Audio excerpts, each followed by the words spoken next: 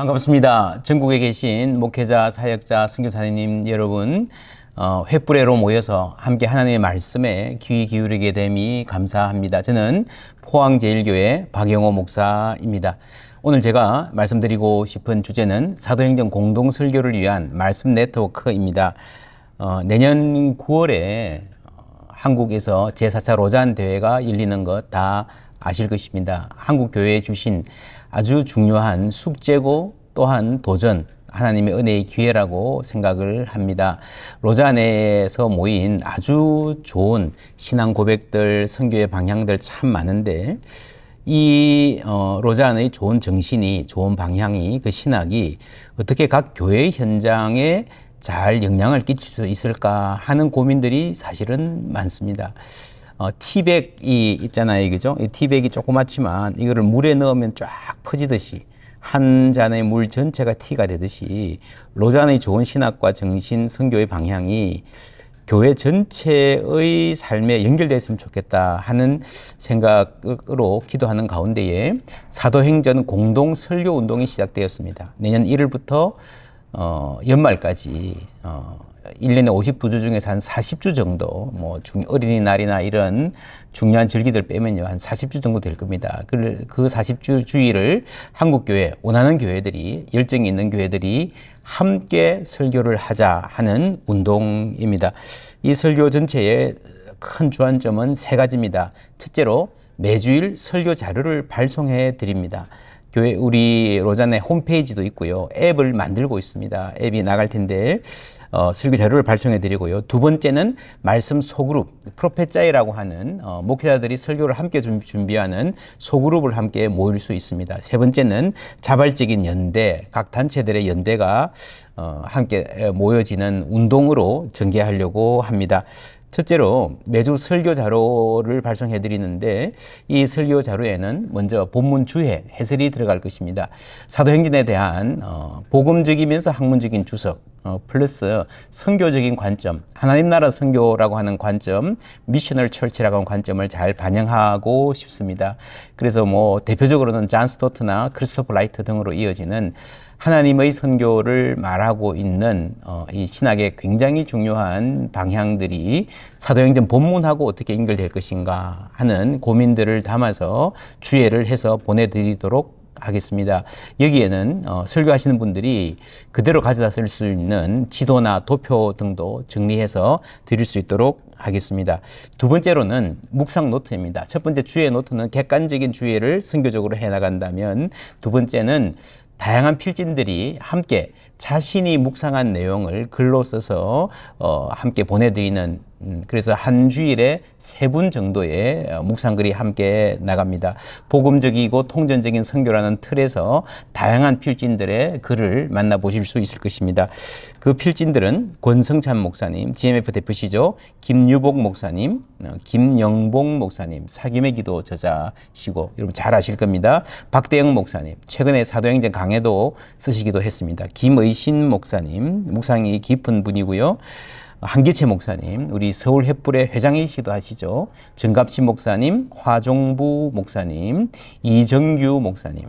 이정규 목사님은 이 젊은 3040 세대에 아주 임팩트 있는 분입니다. 진희경 목사님, 또 교회를 개척하신 분들도 있고요. 큰 교회도 있고요.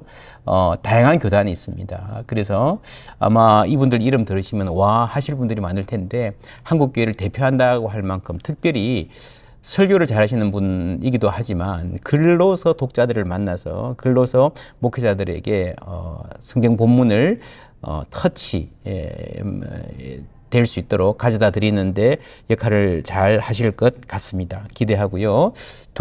세 번째로는 현장 이야기를 보내드리도록 하겠습니다. 우리가 선교의 이론들, 선교적 성경 해석이 많은데 이것이 실제로 우리 마음에 와 닿는 것은 실제로 선교 현장에서 국내와 국외의, 해외의 어떤 현장에서 이런 목회를 하고 있다, 이런 선교를 하고 있다, 이런 마을 목회가 진행되고 있다 하는 것들이 예로 보여질 때에 우리 성도들에게 하나님의 선교가 이런 것이구나. 사도행전의 말씀이 옛날에 2000년 전에 끝난 게 아니라 오늘도 우리 사역의 현장에서 오늘의 세계에서 힘을 발휘하고 있구나 하는 것을 알게 될 것입니다. 그래서 각 교회나 사역의 현장에서 선교를 잘 하고 있는 현장의 이야기를 간단하게 동영상에 담아서, 이거는 우리 방송국들하고 지금 협력하고 있습니다. 동영상에 담아서 그대로 설교 자료로 쓰실 수 있도록 보내드리도록 하겠습니다. 교회 현장 설교자들에게 큰 도움이 될 것입니다. 두 번째로는 매주 모이는 말씀 소그룹을 조직하려고 합니다. 첫 번째, 설교 자료만 받으셔서 내가 사도행전 설교를 공동으로 하겠다 하셔도 괜찮고요. 그러나 가급적이면 설교자가 소그룹으로 함께 모이는 게 여러분 굉장한 유익이 있습니다. 이 프로페짜이라고 하는 것은요, 쯔빙글리가 종교개혁을 하면서 매주일 지역 목사들이 모여서 함께 성경을 공부하고 함께 설교하던 종교개혁의 중요한 아주 소중한 전통입니다. 저는 지난 한 5년 동안에 매주 그리고 격주로 한 두세 개의 모임들을 계속 해오고 있는데, 목회자들이 설교를 같이 본문을 가지고 하면서 말씀의 통찰을 나눌 때에 야, 참 이 다 다르게 성경을 보시는구나 해서 생각이 하나로 쫙 모여지고요.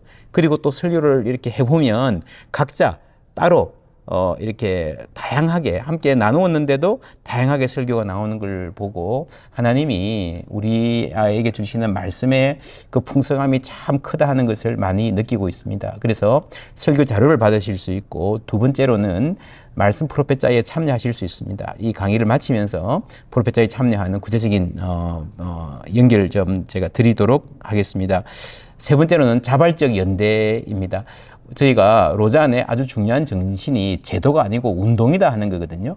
함께 하고 싶은 분들이 자발적으로 모이는 것이고, 교회도 모이고 개인도 모이고 단체들도 모입니다. 그래서 이제 사도행전을 공동으로 설교합시다 라고 말이 퍼지기 시작하면서 해외에 한인 교회들이 미국과 유럽과 각 아시아의 각 선교지들에서 많이 연락들이 오고 있습니다. 아주 하나님이 일하시는, 디아스포라를 위해서 일하시는 굉장히 훌륭한 방법이 될 수 있겠다 기대하고 있습니다. 두 번째로는 교회 학교들까지 온 교회가 함께 설교하는 흐름이 요즘에 아주 좋은 흐름입니다. 저희 교회는 한 3년째 그렇게 하고 있는데요. 제가 지금 에베소서 강의를 하고 있는데 매주일 똑같은 본문으로 설교합니다. 그러니까 저희 교회 처음 나온 분들도 그렇게 이야기합니다. 예전에는 안 그랬는데 이제는 청년부 다니는 아들, 이 중등부 딸하고 부모하고 교회 갔다 오면 주일 저녁에 성경으로 이야기한다는 거예요. 자연스럽게 이렇게 온 교회가 한 본문으로 설교를 하면 자연스럽게 가정과 교회가 함께 보조를 맞추어서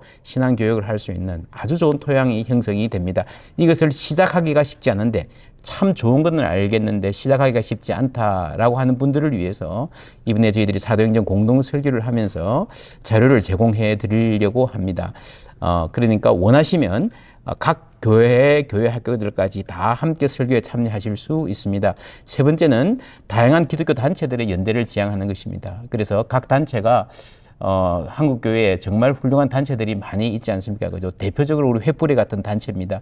그러니까 목회자들을 위해서 열심히 사역해 오셨는데, 가급적이면 이 시기에 사도행전을 같이 하고 소그룹도 하고 하면서 마음을 모아 가자는 거죠. 그래서 우리가 한 틀 안에 다 묶을 필요가 없고 각자 단체들이 사역을 하면서 우리 사도행전 공동설교에 원하는 만큼 참여해서 자기 색깔로 참여해서 가면 한국교회 아주 좋은 흐름이 형성될 것이라고 생각을 합니다.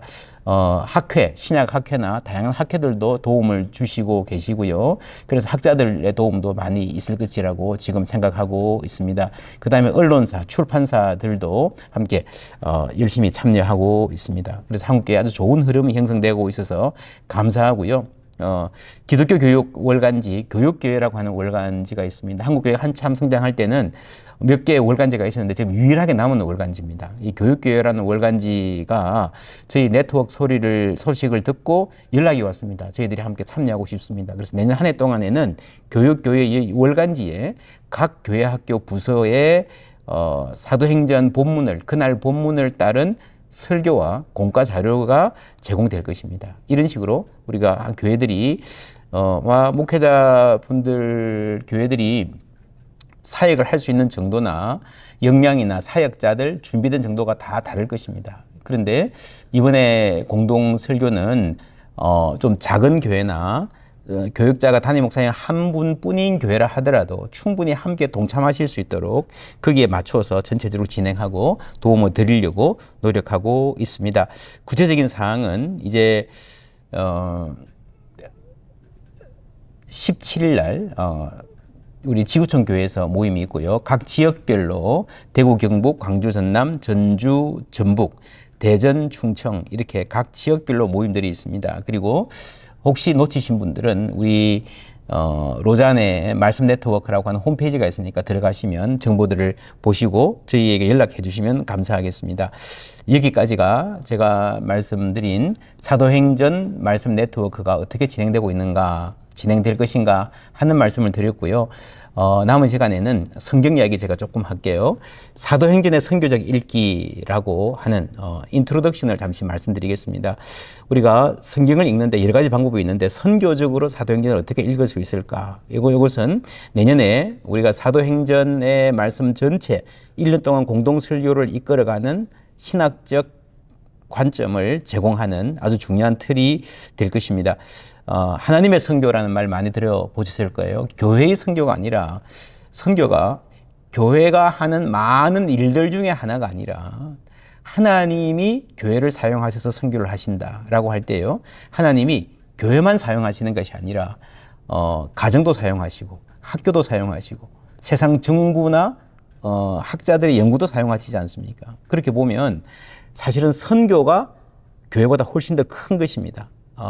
하나님의 선교가 교회를 가지고 있는 교회보다 선교가 훨씬 더 크다는 개념이 하나님의 선교의 주체시라는 개념이 미시오 데이라는 거 여러분 잘 알고 계실 것입니다. 그리고 선교적 교회라고 하는 말을 많이 하는데 이것은 물론 선교를 열심히 하자 해외 선교사를 많이 보내자 하는 말도 되지만 미셔널이라는 말은요 보냄받았다라는 말이죠. 우리는 하나님이 보내신 존재다. 그래 예전에는 여러분 선교사 그러면 기독교 국가에서 비기독교 국가로 선교사를 보낸다. 그래서 선교사를 보내는 주체가 교회가 되어 있었습니다. 근데 그게 아니고 예수께서도 이르시되 너희에게 평강이 있을지어다 아버지께서 나를 보내신 것 같이 나도 너희를 보내노라.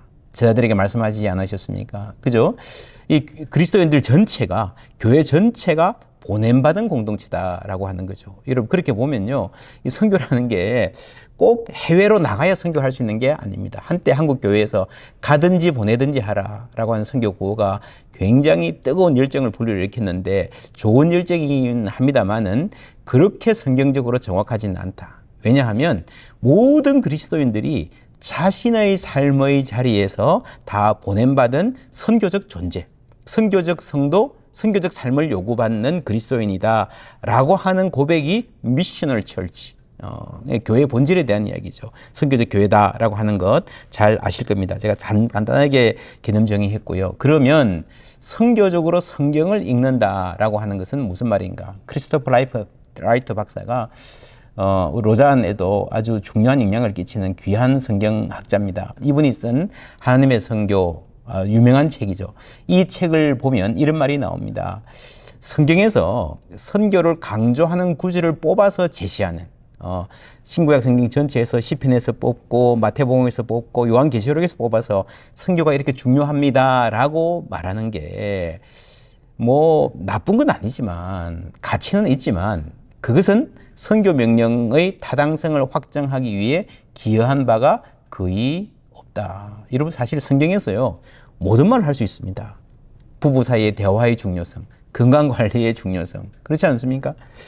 뭐 모든 말을 할 수 있지만 여러분 선교도 그런 식으로 선교에 대한 말씀을 뽑아가지고 쭉 나열하는 것으로서 선교적 성경 읽기가 되는가? 아니라고 하는 거죠.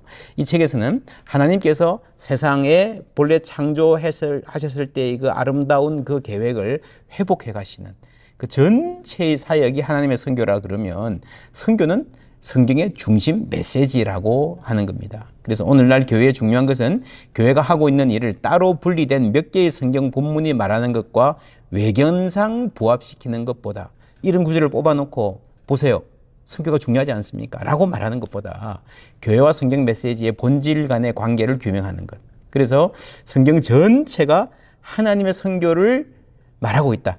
하는 것을 발견하는 것이 선교적 성경 읽기다라고 하는 게 이 하나님의 선교라는 꽤 두꺼운 책인데 이 책의 주안점입니다. 그럼 성경 전체를 어떻게 우리가 구조와 하나의 이야기로 읽을 수 있는가라고 할 때에 가장 명백한 구조는 이겁니다. 창조, 그렇죠? 그 다음에 인간이 타락했습니다. 하나님이 구원하시기 위해서, 회복하시기 위해서 이스라엘을 선택하셨어요. 실패했습니다. 이스라엘이 실패한 자리에서 예수 그리스도를 부르셨고 예수 그리스도의 십자가와 부활로 이룬 그 구원의 사역을 교회에게 넘기신 거죠. 그래서 창조와 타락과 이스라엘과 예수 교회, 연극으로 생각하면 이 5개의 막으로 구성된 드라마라고 할 수 있습니다. 교회 시대가 끝나면 종말이죠. 예수님 재림하시는 겁니다. 이렇게 보면요, 교회 시대는 지금도 계속되고 있잖아요. 이게 완결된, 끝난, 마침표가 찍힌 드라마가 아니고 계속되는 드라마입니다. 그러니까 제5막은 어느 정도는 진행되지만 나머지는 비어있는, 그죠? 완결되지 않는 드라마라고 보는 게 맞겠죠. 그래서 이렇게 성경을 읽으면요, 이 드라마의 마지막 부분은 이 안에 우리의 자리가 있구나 라는 걸 알 수 있습니다. 마치 연극을 우리가 보고 있는데 자리에 앉아서 1막, 2막, 3막, 4막 예수님 이야기 봤고요. 초대교회 이야기부터 중세, 근대 교회 얘기를 쭉 우리가 듣고 있습니다. 그런데 그 어느 시점에서 감독이 관객 중에 누구에게 당신 올라와서 이제부터 연기하시오 라고 말하는 거예요. 그럼 연기한다 하라 그러면 뭘 요구하겠습니까? 대본 있습니까? 대본은 없어요. 비어 있는 겁니다. 어떻게 될지 몰라요. 정확한 이야기가 없습니다. 그러나 지금까지 1막부터 5막 중간까지의 이야기를 잘 보았다면 이 전체 이야기가 우리 몸과 마음에 들어와 있어서 내가 이 이야기를 이해했기 때문에 아브라함과 다윗과 예수님과 사도들의 이야기를 들은 사람이라면 어떻게 연기해 나가야 될지를 알 거라는 거죠. 그것이 바로 우리가 연기를 하기 위해서, 액터라는 말이 연기자 혹은 행위자잖아요. 행위자, 참여자가 되기 위해서 성경을 읽는 겁니다. 참여적인 읽기가 선교적 읽기라고 하는 거죠. 성경 전체를 하나의 이야기로 읽을 줄 알고 내가 어디서 어떻게 참여해야 될지를 아는 것이 선교적으로 성경을 읽는 겁니다. 그래서 우리가 올라와서 연기를 하는데 대본 없이, 그러나 이야기를 알기 때문에, 이야기 전체 흐름을 알기 때문에 연기를 할 수 있다면 그것을 즉흥 연기라고 할 수 있죠. 혹은 여러분 재즈 연주가에 가보시면요, 악보가 없어도 어떤 실력 있는 재즈 연주가들은요, 앞에 연주하다가 조인하라 그러면 와가지고 함께 만들어나가는 경우가 있습니다. 즉흥 연기 혹은 즉흥 연주가 선교다. 성경과 우리가 그렇게 연결된다라고 하는 거죠.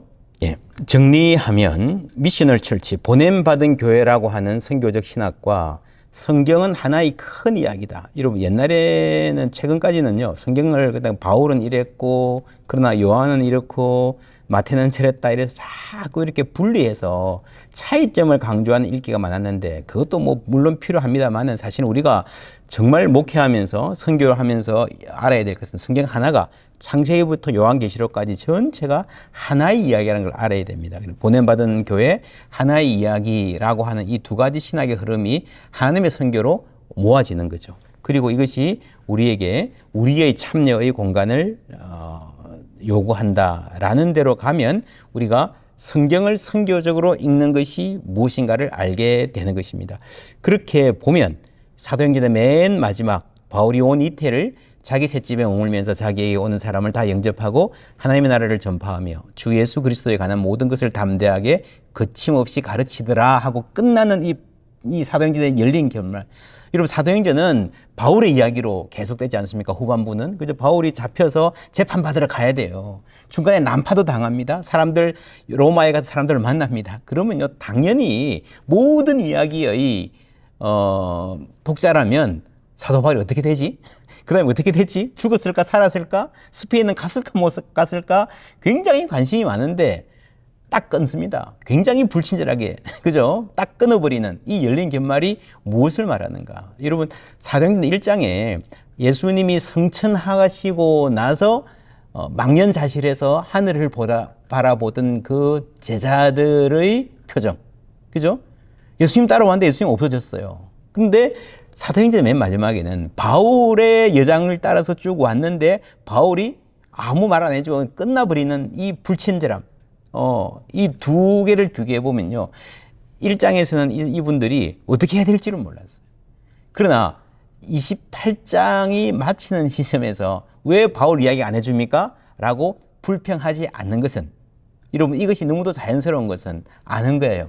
아, 이제는 우리가 우리의 일을 해야 될 때구나 라고 하는 참여적 읽기를 요구하는 것이 선교적 읽기라고 하는 겁니다. 또 하나는 여러분 성경 전체를 하나의 이야기로 읽어야 된다. 그게 선교적 읽기라 그러지 않습니까? 그죠? 그래서 사도행전을 읽는 가장 중요한 관점은요. 사도행전이 우리가 신학교 1학년 때 다 배운 겁니다. 사도행전이 누가복음과 이어진 하나의 세트다. 그죠? 누가복음에서 시작돼서 사도행전이 이어진다라고 하는 거죠.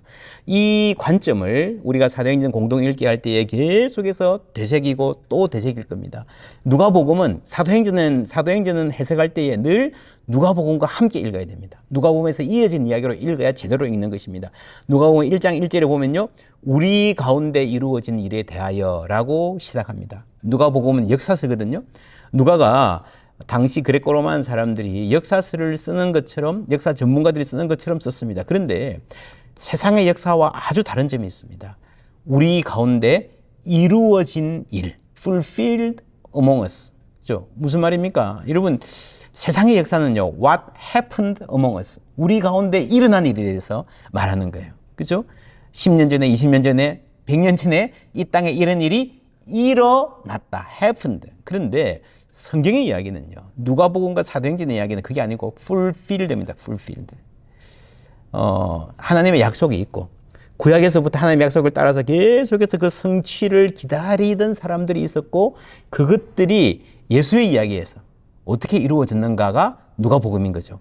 근데 이 누가복음 1장 초반부에 나오는 이 서문이요, 사실은 사도행전까지 쭉 이어지는 이야기라고 볼 수 있죠. 한 작품이라고 볼 수 있으니까. 그러면 여러분 사도들의 이야기도 하나님의 그 뜻이 이루어져 가는 예언이 백성들의 기대가 성취되어져 가는 이야기라고 볼 수 있죠. 그런 점에서 자, 사도행전은 누가복음과 연결되어 있습니다. 누가복음 1장 1절에서부터 구약성경 전체를 끌고 들어가는 거죠. 그러니까 하나로 읽을 수밖에 없습니다. 여러분 사도행전의 선교적 읽기라고 하는 거를요, 그냥 전통적인 개념으로 생각하면 선교가 참 중요하다, 전도하자, 전도하러 밖에 나가자, 선교사 보내자, 이런 이야기를 하려면요 너무 쉬워요. 사도행전은 그렇지 않습니까? 사도행전 전부 다 전도 이야기고 선교의 이야기고 떠나는 이야기입니다. 근데 그게 아니라 진짜 사도행전을 미션을 하게 읽는다는 것은요, 사도행전을 성경 전체의 예언이 어떻게 이루어지는가, 창세기부터 요한계시록까지 가는 이 큰 이야기 속에서 하나님이 사도들을 통해서 어떻게 일하시는가를 우리가 알아야 된다는 거죠. 그리고 열린 결말, 참여적 읽기를 요구하는 열린 결말이다라고 하는 게 사도행전의 선교적 읽기의 중요한 주안점입니다. 자, 사도행전 1장 6절에 보면요, 이런 질문이 나옵니다. 그들이 모였을 때에 예수께 여쭈어 이르되 주께서 이스라엘 나라를 회복하심이 이때니까 하니라고 할 때에 우리가 옛날에는 그렇게 해석 많이 했습니다. 야, 무슨 이스라엘 나라 회복이냐, 그거 잘못된 거야, 그런 거 꿈도 꾸지 마. 이제는 그거 아니고 그냥 예수 믿고 천국 가는 이야기, 교회 세우는 이야기, 그것만 하면 돼. 이스라엘 회복은 이제 아니야 라고, 그 정치적 회복 그런 거 꿈도 꾸지 마 라고 우리가 예수님이 했을 것 같은데요, 그렇지 않습니다. 보세요. 이르시되 때와 시기는 아버지의 권한에 두셨으니 너희가 알 바 아니요. 이스라엘의 회복이 되어야 된다는 거죠. 그런데 그 때와 시기를 아버지께 맡게 된다는 거지, 이스라엘 회복 자체가 잘못된 소원이나 철진한 기대는 아니다라는 것을 알 수 있습니다. 사도행전 맨 마지막에 보면요, 사도 바울이 로마에 가서 자신의 인생에 대해서 이렇게 이야기합니다. 이름으로 너희를 보고 함께 이야기하려고 청하였으니 이스라엘의 소망으로 말미암아 내가 이 쇠사슬에 매인 바 되었노라 라고 하는 이스라엘의 소망, 내가 이렇게 고생하고 선교하는 내 인생의 전체의 의미가 이스라엘의 소망이다 라고 이야기하는 것, 여러분 이스라엘의 회복이라고 하는 이 본래의 비전이 사도행전 끝까지 흐트러지지 않고 그대로 남아있다, 이것 자체는 잘못된 것이 아니다 라고 하는 것을 우리가 알아야 됩니다. 사도행전 1장 3절부터 보면요, 그가 고난받으신 후에 또한 그들에게 확실한 많은 증거로 친히 살아계심을 나타내사 부활이죠. 40일 동안 그들에게 보이시며 하나님 나라의 일을 말씀하시니라. 그 다음에 사도와 함께 모이사 그들에게 분부하여 이르시되 예루살렘을 떠나지 말고 내게서 들은 바 아버지께서 약속하신 것을 기다리라. 구약의 예언의 성취. 그러니까 이 본문 안에 나오는 이 단어들이, 표현들이 예수님 당시, 요즘 제2성전기라는 말을 많이 썼는데 제2성전기에 신실한 유대인들이 갖던 종말 기대, 하나님 통치의 도래라고 하는 약속의 아주 키워드들이 다 담겨 있습니다. 그 다음에 너희는 몇 날이 못되어 성령으로 세례를 받으리라. 성령의 임하심. 그 다음에 이스라엘 나라를 회복하심이 이때니까. 다시 정리를 하면 부활, 하나님의 약속의 성취, 하나님의 나라, 통치죠. 성령의 임하심, 이스라엘의 회복. 이것들이 다 한꺼번에 일어날 일입니다. 여러분 에스겔 36장에 보면요. 성령이 임하죠. 그럼 마른 뼈들이 살아나죠. 그 이스라엘이 회복되는 거예요. 돌아와서 큰 거대한 성전을 건축하고 회복되는 것들, 의인들이 부활하는 것, 이 모든 것, 그리고 하나님 나라가 다스리는 이 약속, 이 전체가 하나로 이루어질 것이라고 생각을 했고 하나님이 약속을 하셨던 거죠. 이것들이 어떻게 일어났는가 하는 것들이 신약의 성취라고 볼 수 있습니다. 그런데 자, 이스라엘 나라를 회복하심이 이때니까 라고 사람들이 말했을 때에 그 질문 자체는 잘못된 것이 아니지만 그들이 머릿속에 담고 있던 그림, 우리가 똑같은 말을 해도요, 생각은 다른 생각을 할 수 있거든요. 같은 단어를 생각해도. 그들이 이스라엘 나라의 회복을 말할 때에 머리에 어떤 생각을 갖고 있었을까? 이런 사람은요, 대부분 사람들은 새로운 어떤 개념을 말해도 그 개념 안에 옛날 내가 이미 알고 있는 경험, 익숙한 어떤 내용들이 담겨 있는 경우가 많아요. 여러분, 예수님 당시의 사람들이 이스라엘의 회복을 말했을 때에 어떤 회복을 생각을 했을까? 다윗의 자손이죠. 그죠? 예수님 가시는 곳마다 다윗의 자손이여 라고 막 환호했다는 사실은요, 그들이 가장 간절하게 바랐던 회복의 그림, 가장 좋은 시대로의 통치, 하나님이 오셔서 우리를 다스리시면 아마 이런 사회가 될 거야 하는 상상력, 그 한계가요, 다윗의 시대였다는 거죠. 다윗 시대 같은 그 영광스러운 시대가 회복됐으면 좋겠다라고 생각을 했을 텐데, 여러분 이들이 성령 받고 나서 이렇게 말했습니다. 사도행전 2장 29절에 보면요, 형제들아 내가 조상 다윗에 대하여 담대히 말할 수 있노니 다윗이 죽어 장사되어 그 묘가 오늘까지 우리 중에 있도다. 무슨 말입니까? 다윗도 죽었다는 거죠. 여러분, 인간을 괴롭히는 가장 강한, 가장 악한 세력이 결국 죄와 사망의 권세인데, 여러분, 다윗도 어쩔 수 없다는 겁니다. 다윗도 죄를 지었고, 다윗도 사망해서 아직도 죽어 있다는 거죠. 여러분이 무엇을 기다립니까? 어떤 하나님 나라를 기다립니까? 의인의 부활이라면 도대체 무엇이겠습니까? 라고 할 때에 다윗 시대의 회복, 그거 가지고는 안 된다는 거죠. 다윗 시대도 여전히 문제가 많았고요. 죄 짓는 시대였고요.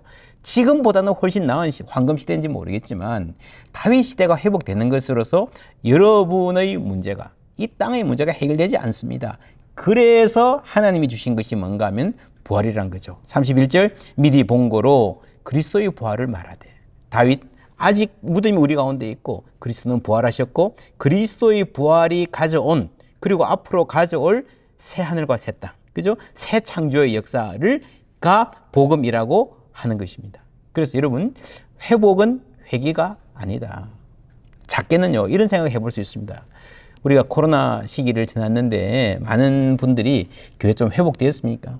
교회가 좀 빨리 회복돼야 될 텐데요? 라고 하는데 어디로 회복됐으면 좋겠습니까? 언제적으로 회복됐으면 좋겠습니까? 코로나의 직전? 여러분, 코로나 직전에 여러분의 교회가 정말 좋았습니까? 코로나 직전에 한국 교회가 아무 문제가 없었습니까? 아니거든요. 그 언제 회복됐으면 좋겠습니까? 교회만 세우면 막 부흥하고 막 성장하고 숫자가 늘어나는 그 시기? 뭐 그럴 수도 있겠죠. 근데 여러분, 지금 한국 교회가 많이 어렵다, 힘들다라고 하는데 지금 한국 교회 많은 문제점들이 있지만 그 문제점들의 씨앗은요, 사실은 한국 교회 고도 성장기에 뿌려진 겁니다. 80년대, 90년대 그때로 한국교회가 돌아간다고 이러고 그게 좋겠습니까? 그렇지 않습니다. 회복은 회개가 아닙니다.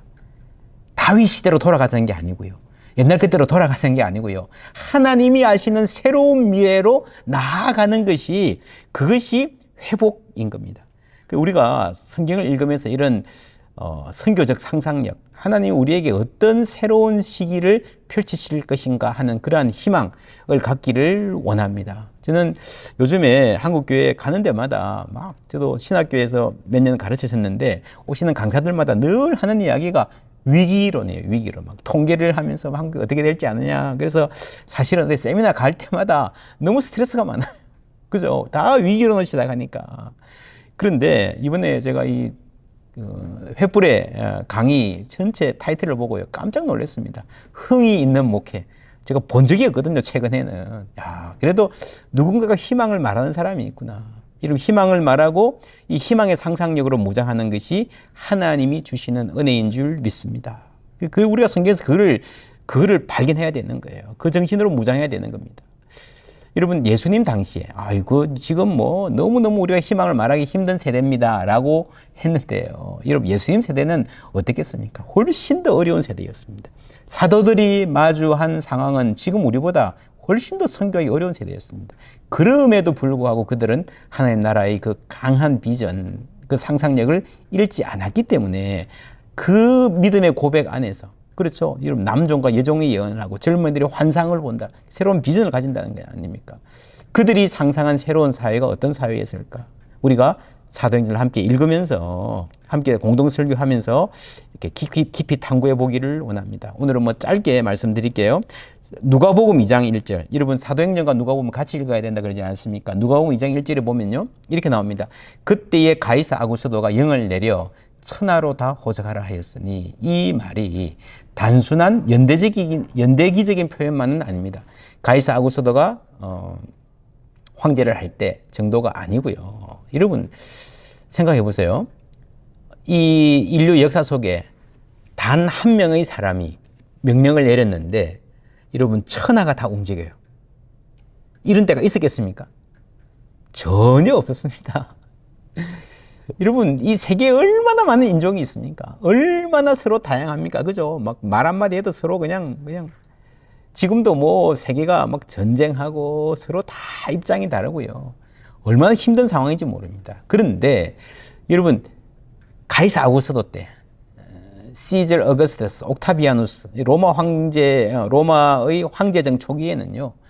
당시 웬만한 땅들, 인간이 거주할 만한 웬만한 문명 세계는요, 전부 다 하나로 통일돼 가지고 한 명이 명령하면 모두가 다 말을 듣는, 그 사이에 전쟁도 없는 그런 시기였습니다. 놀라운 시기 아닙니까? 인간이 달성한 위협 중에서 가장 여러분 위대한 위협, 위대하다고 자랑할 만한 위협이 로마 제국인 거예요. 그렇죠? 그들이 자랑한 게 뭐였습니까? 소위 팍스 로마나, 로마가 이룩한 평화를 선전하는, 여러분, 그 누구도 부인하기 힘든, 와우, 정말 온 세계를 한 사람의 명령 아래 통일했던 그 엄청난 위협 앞에서, 그때 당시에 로마의 굉장한 그런 문화적인 흡인력 그 앞에서요, 많은 사람들이 다 기가 죽어 있을 때에, 혹은 로마를 흠모하면서 빨려 들어갈 때에 예수님이 태어나셨습니다. 팍스 로마나 시대에. 누가복음 2장 14절에 보면요, 지극히 높은 곳에서는 하나님께 영광이요, 땅에서는 기뻐하심을 입은 사람들 중에 뭐예요? 평화로다. 평화라는 말을 했잖아요. 그죠? 여러분, 로마 사람들은요, 가이사 아구스도가 이 땅에 태어난 그 날이 복음이라 그랬어요. 그래서 세상에 이 가이사들 때문에, 시저 때문에 평화가 왔다 그랬어요. 그런데 바로 그 시대에 예수님이 태어났고, 이 태어난 아기가 세상에 평화를 가져올 것이다 라는 말이 무슨 말이겠습니까? 그 로마 제국이 말하는 이 평화는 진짜 평화가 아니라는 거죠. 그러면서 이 어떻게 그리스도께서 정말 온전한 평화를 가져오실 것인가 하는 이야기를 성경이 쭉 하고 있는 거예요. 그리고 여러분, 이러한 관점에서 우리가 사도행전에 나오는 성령, 사도행전 2장에 성령이 임하셔서 이제 교회가 시작되고 선교가 본격적으로 시작이 되는데, 교회 시대가 열리는데, 이 성령 강림도 사도행전에서 시작된 것이 아니라 누가복음으로부터 보아야 됩니다. 누가복음 4장에 보면은 예수님이 나사렛 회당에서 주의 성령이 내게 임하셨으니 이는 가난한 자에게 복음을 전하게 하시려고 내게 기름을 부으시고 나를 보내사, 선교적 고백이죠. 보냄받은 존재, 포로된 자에게 자유를, 눈먼 자에게 다시 보게 함을 전파하며 눌린 자를 자유롭게 하고 그러면서 주의 은혜의 해를 전파하게 하려 한다. 이 희년을 말씀하시고 계십니다. 희년은 모든 것의 해방이잖아요. 그냥 교회만 다니고 내가 죽으면 천국 간다 그게 아니라 사회 경제적인 조건까지 다 해방되는 정말 포괄적인 해방입니다. 그래서 사도행전을 읽는 많은 분들 중에서 그렇게 질문하는 분들이 있습니다. 누가복음에 보면은 아주 희년도 나오고요, 가난한 자에 대한 복음도 나오고요, 막 이렇게 엄청 포괄적인 그런 해방이 나왔는데 사도행전에 와가지고는 예수 믿으라, 교회 세우고 그거로 확 축소가 된 게 아닌가 이 해방이 라고 하는 질문이 있습니다. 그 해방이 어떻게 되었는가 하는 질문을 우리가 해볼 수 있는데 간단히 정리하면 이렇습니다. 아주 큰 문제고요. 이번에 사도행전 공동설교하면서 이 문제를 차근차근히 함께 주의하고 우리가 해설해 나가도록 하겠습니다. 첫 번째로는요, 사도행전 2장 24절에 보면은 하나님께서 그를 사망의 고통에서 풀어 살리셔서 이게 해방이죠. 그래서 우리가 많은 억압이 있습니다. 사회 경제적인 억압이 있고요, 문화적인 억압이 있고요, 남녀 차별이 있고요, 여러분 노예들이 받는 억압이 있고요. 굉장히 많은 억압이 있지만 그 모든 억압들 중에서 인간에게 가장 심각한 억압, 가장 시급한 해방은 뭔가 하면요, 성경에 의하면 죄와 사망의 권세로부터의 해방인 거죠. 그래서 성경은 특별히 사도행전은 이런 죄와 사망의 권세로부터 우리의 존재가 노임을 받는 그 구원을 가장 중심에 놓고 있습니다. 그러나 그것이 전부 다는 아니죠. 사도행전 전체적으로 이 해방의 다차원적인 해방이 나옵니다. 사도행전 8장 46절에 보면요, 이디오피아 내시가 전도받는 장면이 나오는데 굉장히 재밌어요. 길 가다가 물 있는 곳에 이르러 그 내시가 말하되 보라 물이 있으니 내가 세례를 받으면 무슨 거리낌이 있느냐. 여러분 이 말이 굉장히 재밌는 말입니다. 물이 있으니 세례를 받으면 거리낌이 없다. 어떻게 생각하십니까? 물만 있으면 세례 받습니까? 여러분 다니는 교회에 가서 물 있으니까 세례 받읍시다. 안 되잖아요. 교회가 등록해야 되고 교육도 받아야 되고 세례 받기 위한 굉장히 많은 까다로운 조건들이 있어요. 그죠? 그래서 물이 있으니 세례 받는데 무슨 거리낌이 있나 이 말은요, 대학 강의실에서 지나가는 사람이 아무나 들어와서 여기 분필이 있으니 내가 강의하는데 무슨 거리낌이 있으리요 라고 하는 말과 똑같아요. 그렇지 않습니까? 물만 있으면 세례 받는 거 아니겠어요? 이 말이 갖고 있는 아주 엄청난 해방적인, 그죠? 그런 뉘앙스를 우리가 캐치할 수 있어야 됩니다. 여러분 이 사람이 이디오피아에서 예루살렘까지 갔잖아요. 그 먼 길을 가고도요, 이 사람은 여호와의 성전에 들어가지 못했습니다. 왜요? 이방인이니까, 플러스 내시니까, 성불구자니까, 이중으로 하나님하고 관계없는, 할례를 받을래야 받을 수 없는 사람이었습니다. 근데 이제 해방되잖아요. 그죠? 그리고 성전 안에서 앉아있던, 여러분, 앉아서 구걸하던 장애인, 해방되잖아요. 그 예배하는 사람이 되잖아요. 그리고 사도행전 16장 19절에 보면요, 어떤 여종이 예언하는데 귀신 들렸는데 귀신이 나가고 귀신에서 해방되는 장면이 나옵니다. 그런데 거기서 여종의 주인들은 자기 수익의 소망이 끊어진 것을 보고 바울과 실라를 박해하는 장면이 나와요. 여러분 그런 것을 보면요, 어떤 생각이 드십니까? 하나님은 끊임없이 해방을 향해서 움직이시는 겁니다. 그런데 이 세상 전체가 그 해방을 담기에는 너무도 많은 억압들이 존재하는, 그래서 복음은 처음부터 전체적인 해방을, 전면적인 다차원적인 해방을 향해서 나가는데 그 안에 노예 해방과 남녀 차별의 철폐와 경제적인 자유와 모든 것들, 희년의 모든 정신이 다 담겨 있지만 성경은 출발은 회심입니다. 출발은 죄와 사망의 권세에서 우리 한 사람 한 사람이 놓여 있는 것들이 가장 중요하고 시급한 해방이다 라고 말하고 있습니다. 사도행전은 그 초점을 분명히 하고 있습니다. 그리고 그렇게 구원받은 사람들이, 해방된 사람들이 희년 공동체를 이루죠. 사도행전 2장에 보면요, 믿는 사람들이 다 함께 있어 모든 물건을 서로 통용하고 재산과 소유를 팔아 각 사람의 필요를 따라 나눠주며 날마다 마음을 같이하여 성전의 모익을 힘쓰는 이 공동체, 그죠? 소유를 팔아서 함께 나누는 이 안에 희년이 실현되는 거예요. 그래서 여러분 그리스도인의 삶은요, 어떤 정치적인 목표를 가지고 우리 사회가 이렇게 바뀌어야 됩니다, 어젠다를 사회에 대해서 말로 제시하는 것이 아니라, 정책으로 제시하는 것이 아니라, 물론 그것도 필요하면 해야 되겠지만 하나님 나라의 삶을 교회가 먼저 살아내는 거예요. 희년을 말로 선포하는 것이 아니라 삶으로 살아내는 것입니다. 그 공동체가 세상에 빛이 되고 소금이 됨으로써 세상에 도전을 주고 이 길이구나 라고 세상을 바꾸는 것이 하나님의 뜻이다 라고 하는 것을 우리가 성경 전체를 통해서 알 수 있습니다. 사도행전 2장에서 3장, 4장에 나오는 이 소유를 나누는 유무상통의 공동체가 사실은 많은 문제 제기들이 있었습니다. 그거는 그냥 초대교회에 참 잘 될 때 반짝하다가 없어진 거 아니냐? 혹은 심지어는 초대교회에 예수님이 금방 올 줄 알았으니까 니것 내 것 다 팔아서 나누었는데 예수님 안 오시니까 급속하게 다 본래 사유재산으로 돌아갔다는데 여러분 그렇지 않습니다. 여러분 소유를 나누고요. 가난한 자들과 함께 여러분 삶을 나누는 것은요. 성경 전체에 아주 일관된 명령입니다. 구약의 율법이 그것을 말하고 있고요.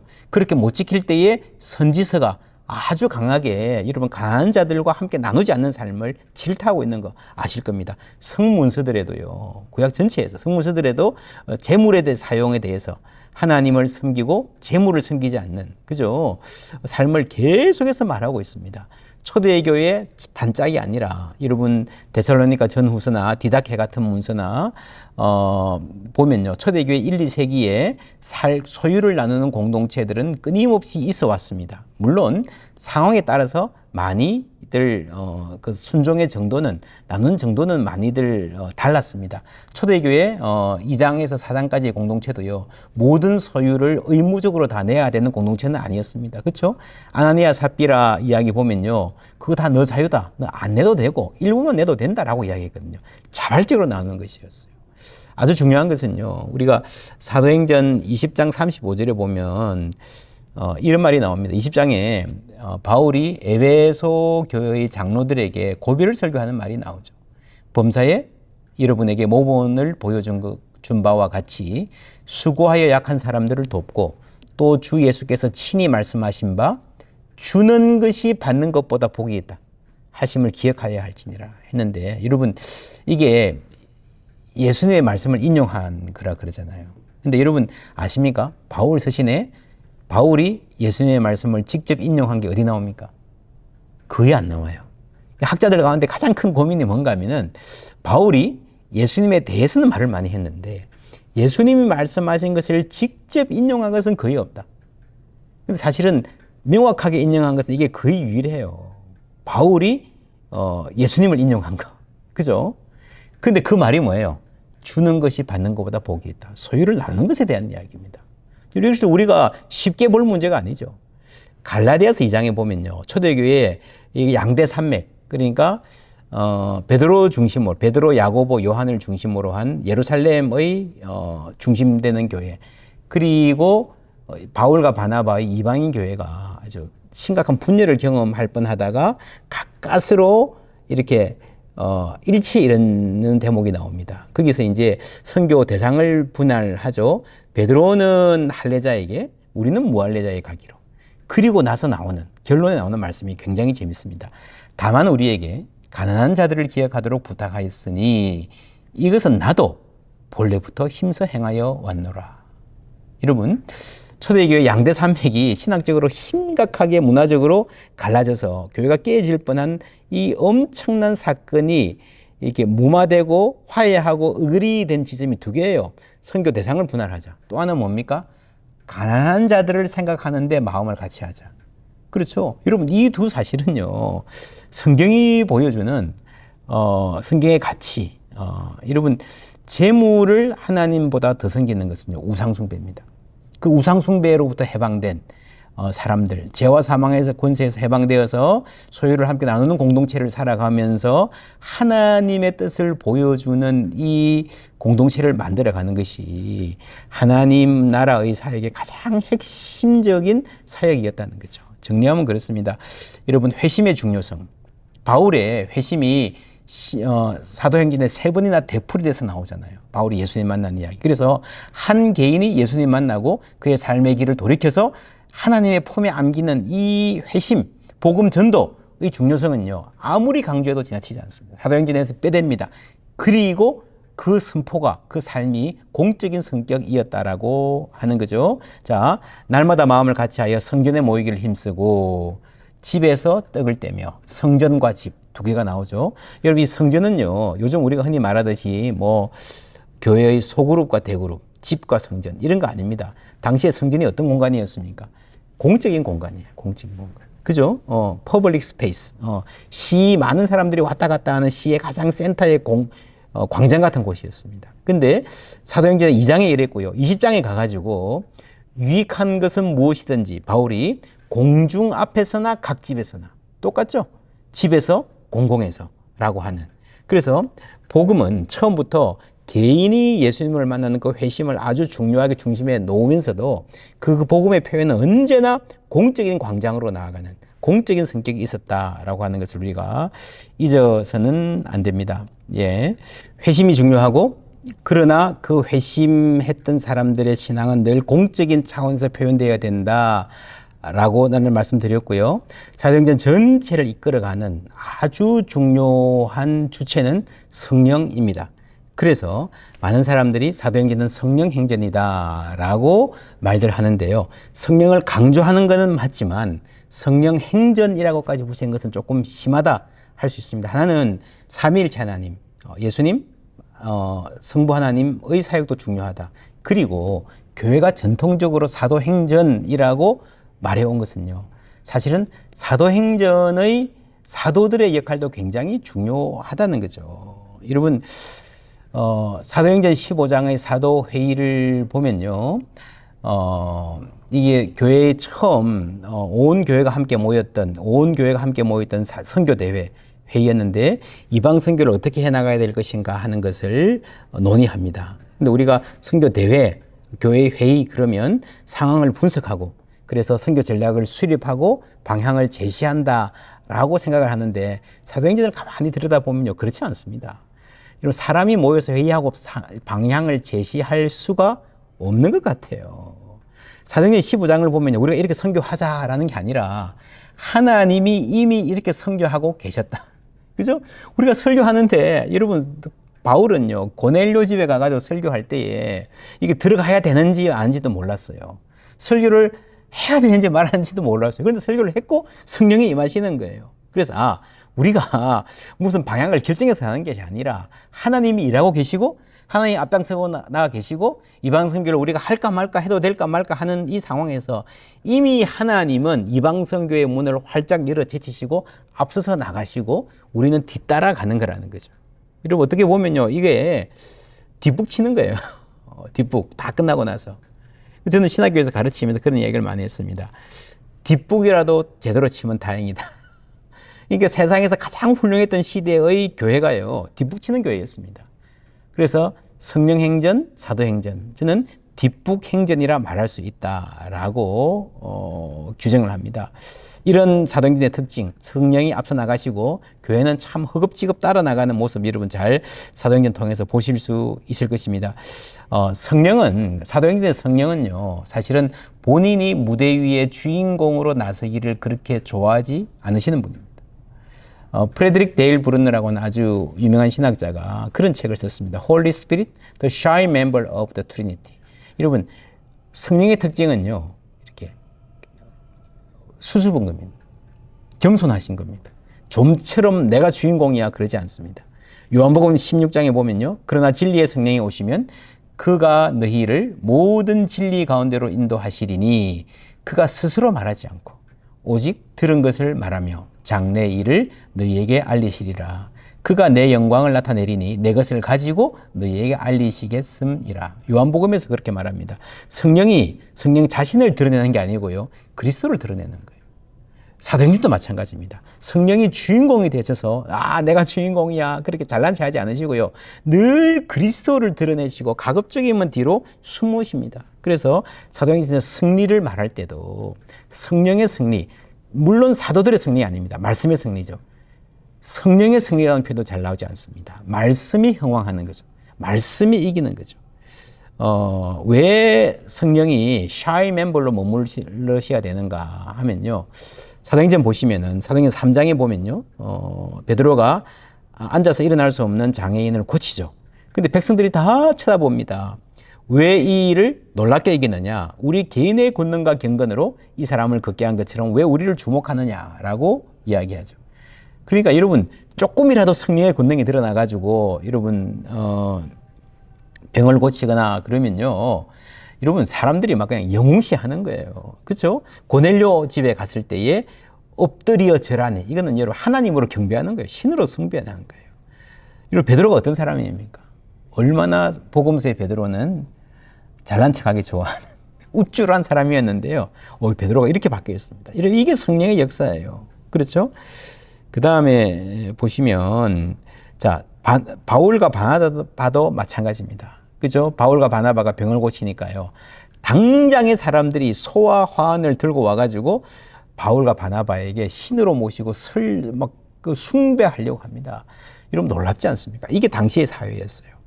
그러니까 너무너무 인간이 해결할 수 없는 이 문제에 대해서 아주 갈급함을 가졌고요. 조금이라도 성령의 능력이 나타나면은 그대로 영웅이 되고 그대로 신으로 섬길 준비. 그죠? 그래서 성령의 능력을 돈으로 사고 싶어 하는 사람도 많았을 정도로. 그렇게 여러분 인간이 주인공이 되고 인간이 높임을 받고 그럴 수 있는 여지가 끊임없이 있는 사회였습니다. 그래서 사도행전에서 핍박이 굉장히 중요한 주제가 되는 겁니다. 사도행전의 저자들은요, 핍박을 견디어냈다, 참아냈다 하는 정도가 아니라 예수 그리스도의 이름으로 핍박받는 것을 기뻐했다 그랬어요. 무슨 말입니까?